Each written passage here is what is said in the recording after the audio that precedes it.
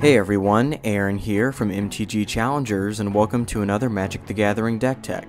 Today I'll be going over an update to Mono Black Devotion for the Journey into Nyx's Season of Standard.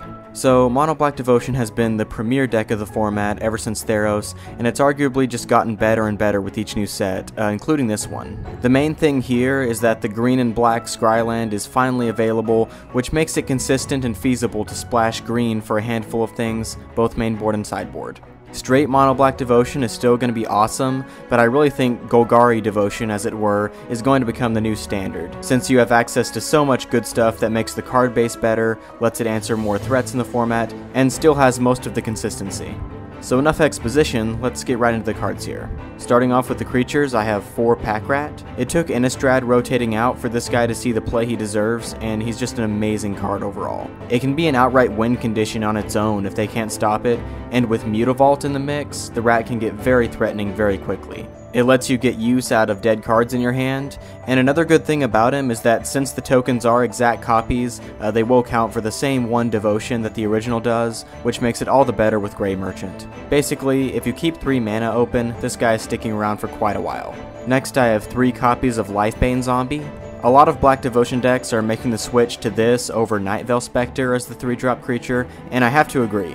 The format is speeding up as the 2-color aggro decks are getting the mana bases that they need, so it's definitely necessary to adapt the creature base in accordance with that. Lifebane Zombie, it just disrupts more than the Spectre, it does a lot more damage, and it's just overall faster and more conducive to the upcoming format. He does only provide 2 devotion, not the 3, which is kind of a bummer, but that's not really a huge deal. The ability hits so many threatening cards like Voice of Resurgence, Boros Reckoner, Bramaz, Iroas, Athreos, Pelucranos. With all of the multicolored stuff, chances are he will be facing up against a deck that utilizes white or green creatures in some fashion, so having him in the main deck really isn't much of a risk at all.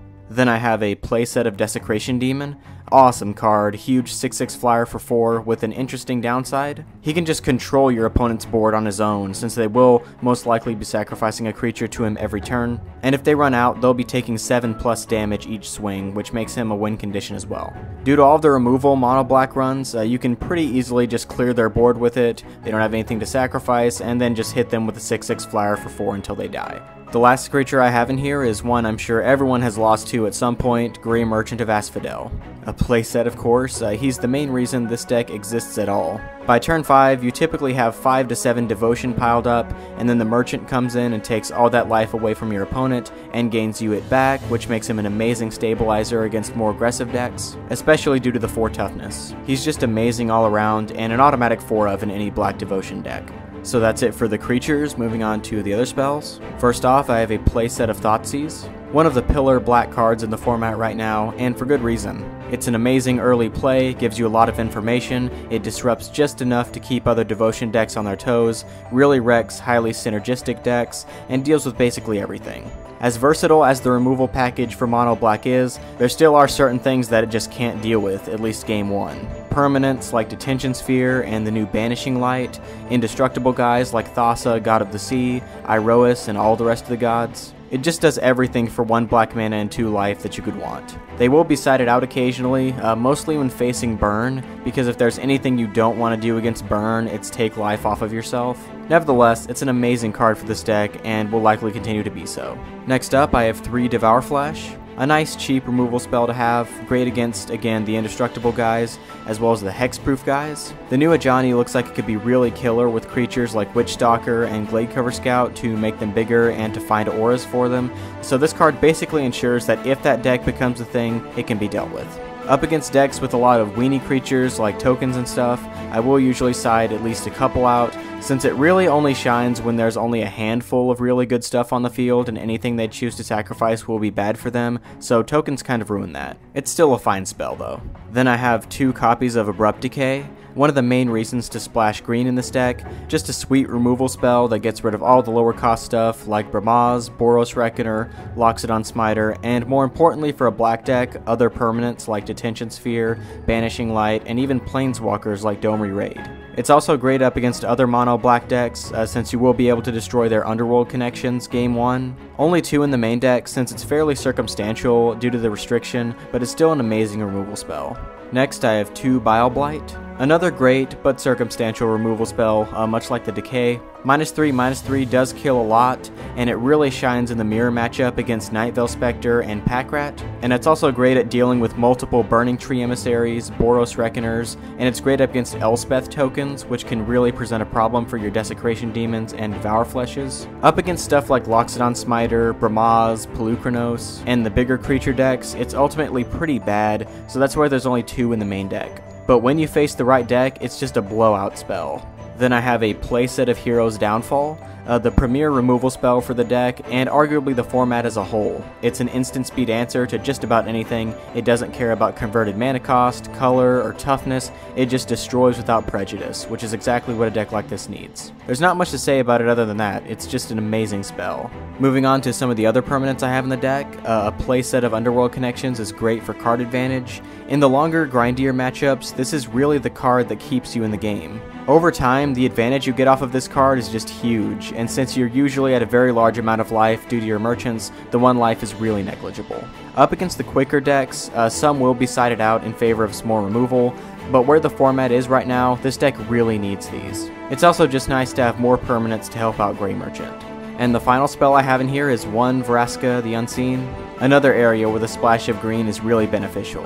I'm mainly running her for the permanent removal she provides with her -3. She just dominates the board as a planeswalker. She blows up Detention Spheres and Banishing Lights all day, Underworld Connections in the mirror, and any and all other planeswalkers. Just a one of because she's not a win condition for me, she's just a couple of permanent removal spells, but that's good enough here. So that's it for the spells, moving on to the mana base. A playset of Mutavault is absolutely fantastic in this deck. It's just a monocolored deck that splashes for another, so we have no problem at all running the full 4. And its synergy with Packrat is not to be underestimated. If you have a couple of these out with a Packrat, you have a very high chance of just winning the game right there. Beyond that, it's a creature that can be mana in the early game, and then swing in and be a win condition in the late game when all their creatures are removed. Then I have the Splash of Green in the mana base, which is composed of 4 Overgrown Tomb and 4 Temple of Malady. Again, it's amazing that we finally have the green and black Scryland, and since Mono Black Devotion was already playing a few Scrylands before, it really doesn't slow the deck down at all. And then I just have 13 basic swamps for a total of 25 lands. So that's it for the main board, let's move on to the sideboard. First off, I have 2 Mistcutter Hydra. Amazing card up against blue decks like Mono Blue Devotion and Blue White X Control. It really just shuts down any kind of interaction that they can have with it, gets past Dissolve, Detention Sphere, Azorius Charm, and the haste is just the icing on the cake. 2 Dark Betrayal is great to have in the mirror matchup. It's just an instant speed answer against anything that they're going to be playing, all for a very cheap 1 mana, which makes it a great sideboard card.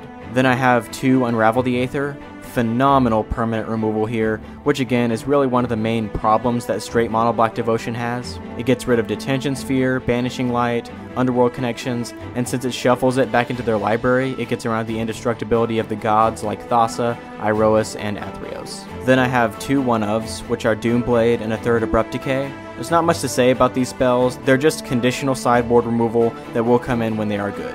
Golgari Charm is an awesome all-around sideboard card, and I'm running 2 here. It blows up enchantments, which is always great in this format. It effectively counters Supreme Verdict, and the -1/-1 mode is a great board wipe against aggressive decks, and it just wrecks Master of Waves. Then I have a playset of Staff of the Death Magus. I was playing Duress, like most people, but Cole convinced me to switch over to this card as a way to just shut down burn and aggro. If there's one thing those decks don't want you to have, it's steady, stable life gain every turn, and the staff certainly accomplishes that.